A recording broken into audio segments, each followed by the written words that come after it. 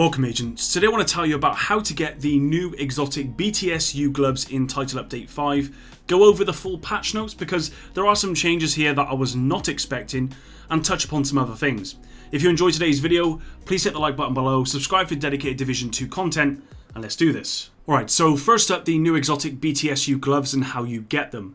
Now I'm going to cut straight to the chase here. You can get the BTSU Gloves from defeating the last named enemy in the Camp White Oak mission. So for anyone who doesn't have the Year 1 pass, you will not be able to do this until next week. Now it's not a guaranteed drop. In fact, I've run it 11 times so far, I think, and not had it drop.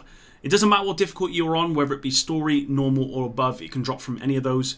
I just want to quickly go over the BTSU talents and why these exotic gloves are going to be a must if you run skills with a status effect. So firstly, we got the elemental gadgetry, skills that apply status effects gain plus 50% status effect duration and plus 50% skill haste. We then got energy infusion. Whenever you apply a status effect, your gloves become infused with that for 60 seconds. While infused, you gain plus 10% skill damage, plus 10% skill healing and repair, and plus 10% skill duration for each utility or yellow battery on your gear. And then the last talent is charged proxies. Whenever you throw a skill, 1.25 seconds after landing, it creates an explosion, applying the infused status effect to all enemies within 6 meters. Enemies affected by the infused status effect take 50% more damage from your skills. So yeah, they're going to be pretty strong with skills that apply a status effect, something like a bombardier drone, which applies bleed, fire turrets, that sort of thing.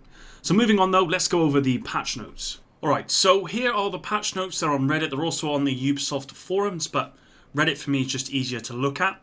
So firstly, we've got the 2 new main missions, Manning National Zoo and Camp White Oak, which by the way, guys, they're both pretty good. Well, Manning National Zoo is amazing. The graphical design there is unbelievable, and actually it's a pretty cool encounter. Camp White Oak is pretty good. That's like I said before, that's where you get the BTSU gloves, which I'm still trying to get. We've got the new feature, the Expeditions, which is expeditions are free events that bring players to unexplored locations around DC to discover a new narrative and gameplay opportunities. I've actually got a video uploading shortly. It's actually rendering here of the expeditions. The first expedition, there's 4, I believe, and they're over a couple of weeks. We've got the 2 new classified assignments, Central Aquarium and the NSA Site B13, and those are obviously just for people who own the season pass. We then got the Shepherd reward system. This is the kind of new addition to the call for backup. It says, added the ability to earn the Shepherd title by responding to call for backups and earning endorsements. An agent who received help will be able to endorse the helping agent. And if you are endorsed as the helping agent, then you kind of rank up levels, and it goes all the way up to 99, I believe, and there's some vanity stuff in there, is what the dev said in a previous state of the game. Moving on to the raid, they've added the discovery mode difficulty for the Operation Dark Hours raid. I've actually played the discovery mode, in the live game. Actually, I got to Razorback. It didn't seem that easy, to be honest. But yeah, it's a good way to matchmake and actually go into the raid. They've added the raid completion time to clan leaderboards as well. 2 new exotics. We got the Diamondback exotic rifle and the BTSU exotic gloves. I've already explained what these gloves do and why they're so good. The Diamondback exotic rifle, unfortunately, it's time gated to the expeditions, and as you can only do 1 expedition as of right now, I think the next one comes in 8 days or something. I think you can only actually get this Diamond exotic rifle once you've done all the expeditions. So there's 4. So I don't think this is actually going to go live for at least another 4 weeks. It's a little bit sad actually, but yeah, we'll have to wait for that one. Heroic bosses now drop exotic. Only exotics that are that the player is qualified for are for world drop exotic. It requires the player has the drop previously. For crafted exotic, it requires that the player has the blueprint, and Eagle Bearer remains exclusive to Operation Dark Hours raid.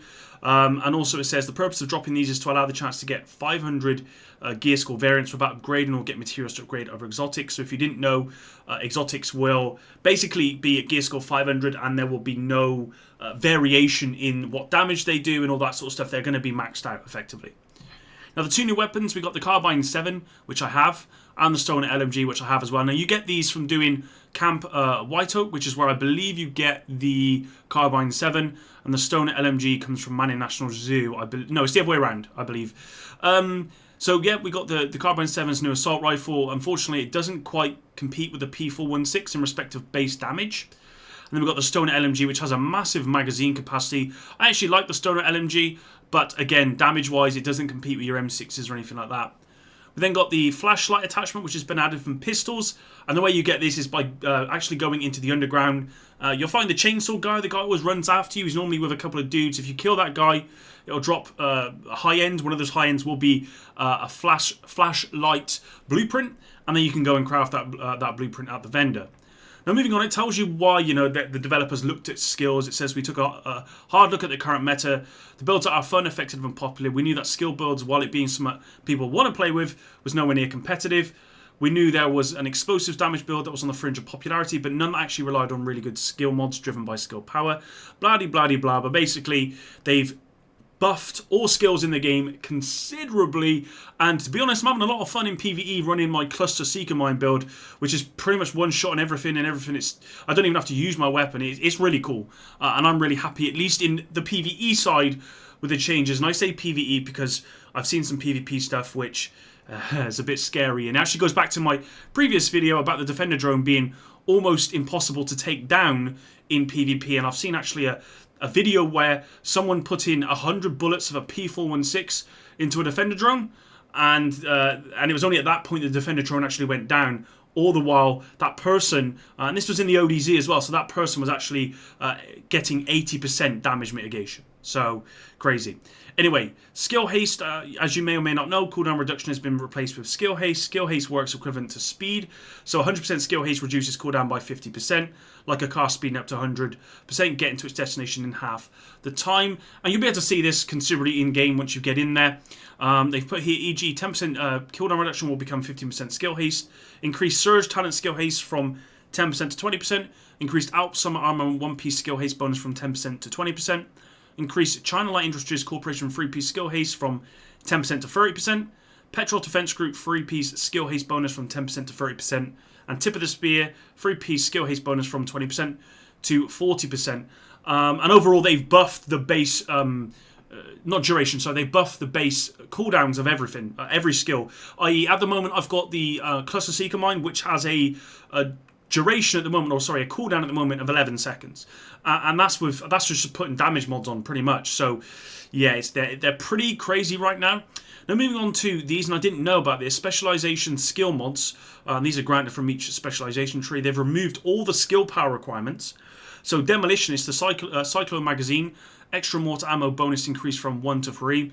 And the Shade CPU V2, damage increase from 7% to 100%. Survivalist, the Magnetic Disc, skill haste increase from 10% to 8%. And I'm not going to try and say that. The healing bonus increased from 14.5 to 15%. Sharpshooter, we've got the graphene battery. Duration increased from 14.5 to 80%.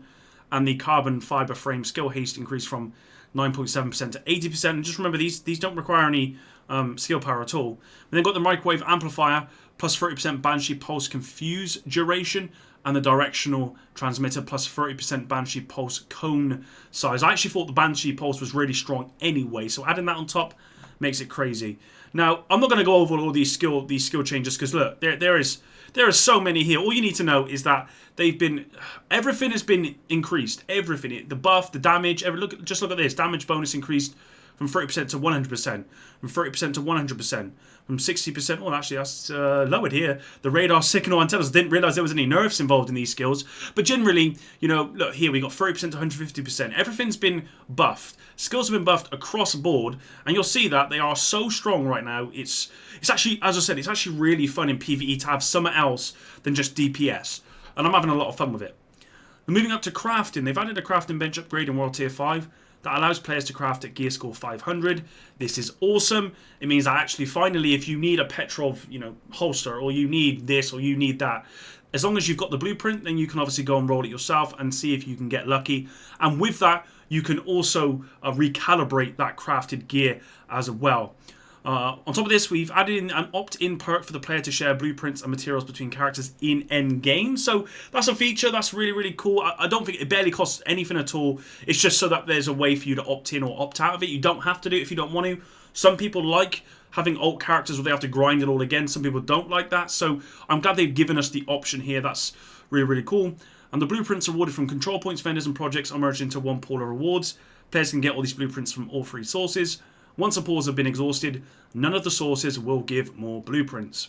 Now moving on, PvP, changed shotgun PvP modifier to 1, was 1.65, so huge nerf for shotguns, almost half their damage in PvP.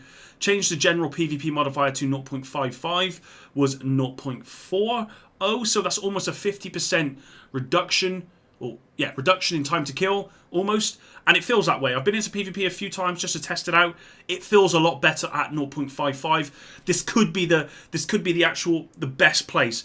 0.55 to 0.6 looks to be the best sort of place, to be honest, guys. And I've not actually ran a DPS build in Conflict. I ran my Seeker Mine build just to see what it was like. It's not so good because it's normalized, but DPS builds are going to be really strong in there.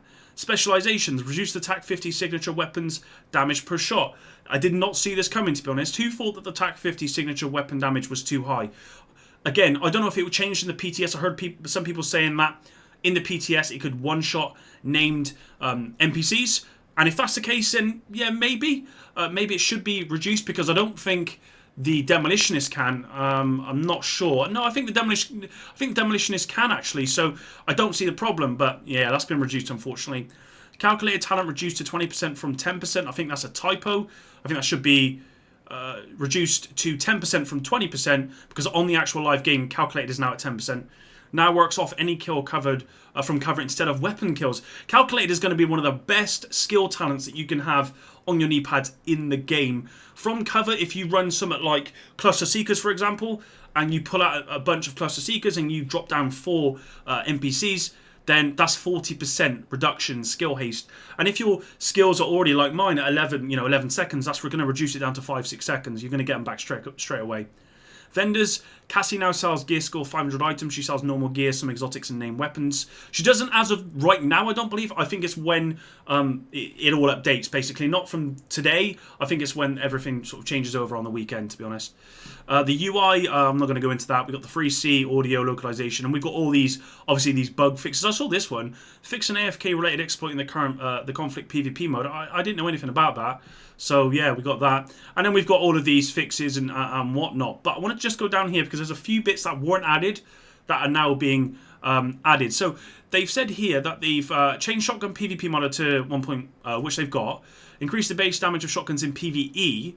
And they changed the general PvP. Oh, we've already got that as well. So they've put that these changes will reduce time to kill in PvP, increase damage of shotguns in PvE, and decrease their damage in PvP. So overall, it's a balancing change for shotguns. They're going to be much better in PvE. And I've seen that. I can see the base increase in damage in shotguns for PvE, but PvP, they're not going to be so strong. And actually, when I did go into conflict earlier, no one was really running a shotgun. So that does say a lot. And that's about it, really. There we go. So that's all the patch notes. Let's move on. Moving on, and there's a couple of things I wanted to add at the end. Firstly, you can now get the Red Panda Sports Team bundle with Twitch Prime. All you have to do is head on over to twitch.amazon.com/prime, where you can claim this new outfit. Secondly, you may or may not have noticed that the Berserk talent now allows you to use LMGs. Now, I might make a separate video on this, but wanted to get your feedback. My initial thoughts are pretty negative, to be honest, because this is a huge buff to LMGs, which were probably the best weapons in the game anyway. That's it though, agents. I hope you enjoyed today's video. I'm currently working on an explosive Seeker Mine build that I may or may not have ready soon if RNG is on my side, so stay tuned for more. Of course, I will have you covered for tomorrow's State of the Game. No worries. Thanks for all your support, and until the next one, Epic out.